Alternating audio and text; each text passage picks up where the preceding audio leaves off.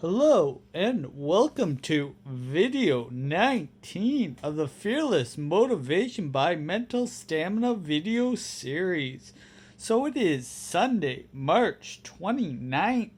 This will be the last video in the teens and also in the month of March. I will be transitioning gears, but I'll get to that later in the podcast. I would like to begin this video by adding gratitude for having the strength put into me for what I've overcome this past week, and also just being able to focus mentally and the mental acuity that has been withstood in me because of all the experiences I have been through. So the concrete example that I will share with you guys is this past week I worked 44 hours, even in spite of the recent coronavirus scare, but this was broken down into getting up at 5 a.m. for 5 of the days and 3:30 a.m. at another one of the days. So I really did not need an alarm clock, as I had already mentally focused for it. Even though I set my day from it for two of the things, I was just like pumped just to get out there and take action like I always do. So I just think this current crisis is a bit of a farce. Like, honestly, guys, I would have shot this video outside, but it's about 7 o'clock on Sunday. There's also a windstorm outside, so I did want like somewhat of a quality. Like, you notice sometimes I don't stare directly at the camera, but hey, Kaizen, that's what I'm always doing, trying to get better every day. And I just like to try and show new and different, interesting atmospheres, and just to show that I'm always willing to take a chance. But anyways, getting back to this point about the coronavirus, my point just basically was that you got to take action every day. Like, there's going to be challenges and like different shit going on every day. Like, it's very interesting that people think they can just adhere to the 9 to 5 mentality and just and do exactly what the media says when they blow it out of proportion. And it's just like, it's not going to work that way. Like, and it's just so funny to me, like, that people think that they can have clean hands, stay 6 feet away, and hoard up on toilet paper because that's what the public perception is, and that's going to lead them to good health. But like, honestly, they're not even have good health to begin with. Like, so it's very fascinating, like, nowadays when you talk to people, because they get all scared. But if you're taking action every day and you have good health, you really don't have all that much to worry about. So I'm just going to take a quick gander at my notes. But anyways, yeah, like, I am a proponent of good health. And I'm constantly learning new skills, adding new skills to my utility belt. So this past week, while I was at work, I subscribed to another challenge, and that was the 30-day Better Life Challenge hosted by Dean Graziosi. So this basically involves simple tasks that you can do every day, and just to make me more aware of the social climate and what is out there and how to be more self-conscious. The end prize is a Camaro, which sounds pretty dope, but we'll see if I get there, because one day at a time. You can't rush life, but at the end of it, you'll feel much more fulfilled. So another basis of this challenge is, or just even in life, is for me is, would you do anything to like get it? And like, that's the mindset you have to have like every day. Like, would you do anything ethical, moral, and legal to achieve your ends? For me, like, I would, and I even take this another step further when I say I'll put my life on the line. Like, it really doesn't matter to me, because like, I already know that I'm gonna go to the place that's the best in the promised land if I die tomorrow or 70 years from now, because I've got an honest to God faith in our Lord Almighty and Jesus above. Because like, that faith like just comes to me deep within, and it's yeah, blah, blah, blah.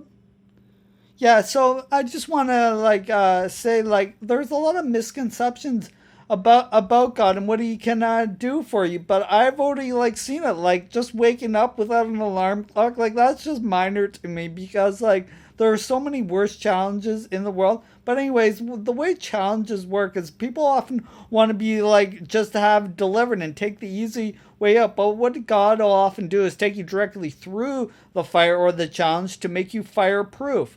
Because once you go through a challenge, it's unlikely that you're going to repeat the challenge over and over again.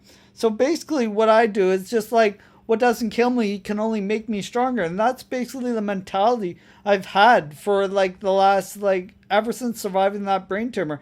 Though it's been a hard like goal, but like you just gotta like strive to it and like just keep going forward. And like this mentality has allowed me to dominate life, and well, not necessarily dominate life, but dominate challenges and just like anything that comes like spur of the moment. And I always am like, even now I'm just like thinking like from personal acuity and just like referring to my notes, but I just know exactly what's deep within me. Like there'll be a lot of doctors and shit who say don't do this, don't do that, but you know your own body the best. And if you have a great mindset, like you can do personally anything that you want. So now I will actually get back to my story, but I'm just gonna say I'm gonna repeat the getting up at 5 a.m. for 6 days this week. But like it's just like I'm just so excited to like get out there and just like talk to people. But you'll also have to be careful what you say to people and just keep it, unless people ask you for help, you really don't offer or provide them any support, because like you don't want them to misuse your words. So you just got to be very careful. Like a lot of humble and a lot of humility has been enforced on me within the last year or so, but I'm going to get back to that more when I get back to my story. So in the summer of 2014 is when I actually relocated back to Windsor, and like that was just my opportunity to actually get my own place completely to myself, and my parents did help me move down there. But when they moved away, I was like alone, and I just really had to figure like some shit out. And like even when you survive a brain tumor, like you've only got yourself to talk to, like most of the time. If you don't love yourself, that can be a harsh criticism. Like for me, like I know when I'm happy, but I've also got very harsh circumstances. Like even now, like I wouldn't allow myself to lay on the couch after I get up until I get everything achieved today. Like even today, there's the apparent coronavirus. There's a bit of a windstorm outside, but I don't give a fuck about any of that. Like I'm just gonna go forward and do what I physically know I can do. I've already done my push-up challenge, and now I'm doing my video. So like you gotta get everything like through. But anyways, like I was saying, like I was alone, and it took a long time for me to like develop and like what I wanted to do. So I did get a few customs brokerage jobs throughout the year, but it was a hard go with that because I don't type 60 words a minute, and I also had to be careful about what I was saying to people. A lot of office politics determined me not like staying with those organizations and me just being released from the jobs. So like, but what I do like every day is just refuse to give up. Like, and then when I did get my security job, which I currently hold now, like in November of 2018, that meant like a great deal to me because I was willing to do anything. And I actually biked in sub-zero temperatures to get there. I would do yoga. But the biggest challenge for me was staying awake, especially when you're not doing anything. Like if you're not doing like shit every day or keeping busy, I'm going to fall asleep, especially then. Like I didn't have the like a forwardness or the foresight to walk around because like I was dealt challenges. But like, and even after I did lose that job, I went into a bit of a slump there, and I actually had suicidal tendencies and like thoughts just like creep in there. And it's just like you should never have those thoughts like ever, because like it's not conducive like when you talk to people about that shit. And that's why there's always support out there. But I've really rebounded, and it's just been like I can handle this because like we are so spoiled in this Western like hemisphere. Like we don't realize what we have like for us. Like we have water that comes out of taps, we have a stable government. I know I've already talked about this, but like you've really got to be thankful for everything you're blessed with, and like to even have those thoughts, like it's pretty shameful. But anyways, you've always got to move forward, and I have moved forward because like even in the fall of 2019, like when I actually got a job at Sutherland, and it was just a call center job, but that getting that job allowed me to get my first vehicle, and like this was my like first vehicle, and it meant like so much to me that I could get that after being 12 years cancer free and just pretty much doing this all by myself. I have since damaged that vehicle, but and I'm looking to get a new one. But like I'm also looking to get my G license and get a new one because there are always cars available. But like you've always got to just be careful of everything that is out there, and always talking to people and just being aware of like the like correct information and the scams that are out there. Because even now, like I think I went through about, I don't know, like 30 or 40 emails like today, and just like preparing like doing laundry, walking around, because if I'm not staying busy and doing shit and getting all my stuff done, I'm not a satisfied person. So like I also wanted to say, like, I'm very transparent with people, I'm very truthful, and I just want to get it through to people. But like I said, you've got to be careful what you share with everybody, because TMI, too much information unless people ask. So yeah, I've already touched on the humble and kind aspect of my podcast, but I'm just really like, that's what I'm all about. Like, I remember The Rock when he got his Hollywood Walk of Fame. He said, it's nice to be important, but it's more important to be nice. So you always want to become nice in that perspective. Like, so I'm always going forward with you guys. So now as I wrap up my final video, like I said, of the teens, I just would like to give you an updated list of my table of contents.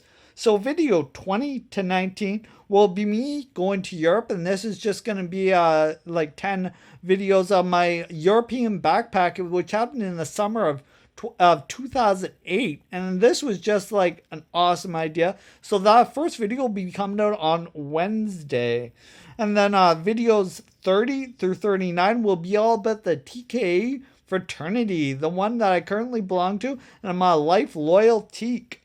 So videos 40 through 49 will be all about nutrition and food for thought. What you're putting in your body, it has got to be like fuel your body for the rest of your day. You don't want to put garbage in your body and just like, because it'll be like garbage in, garbage out. So videos 50 through 59 will all be about neurotransmitters like serotonin, dopamine, and norepinephrine. Videos 60 through 69 will be about fitness, exercising, the practices I have developed throughout the years, a few games, and mental strategies. Videos 70 through 79 will be about yoga, and just like a real life, it's been a real life changer for me, all about meditation and all the different practices and people, some practitioners I have met. Videos 80 through 89 will be about travel, adventure, and just a young spirit, and just like hopefully like what I've adapted throughout the years. And then finally, videos 90 through 100 will be the conclusion, what I have learned and where I am now, what is to come, and we'll just see where I'm at. That should be pretty close to the end of the year. So yeah. Until next time, everybody, like, just Kaizen, baby. Ow! And I just wanted to reinforce to you that it is day 23 of my push-up challenge, which I just recently referred to, and I am at 2555. That is pretty amazing to me. Like, almost like who does that many push-ups? But I guess I do, because I've got a young spirit enshrined in me, and I'm just always ready to go. So yeah, guys, I hope you enjoyed it, and I'll see you on video 20 when we go to Europe. Ow! Take care, guys.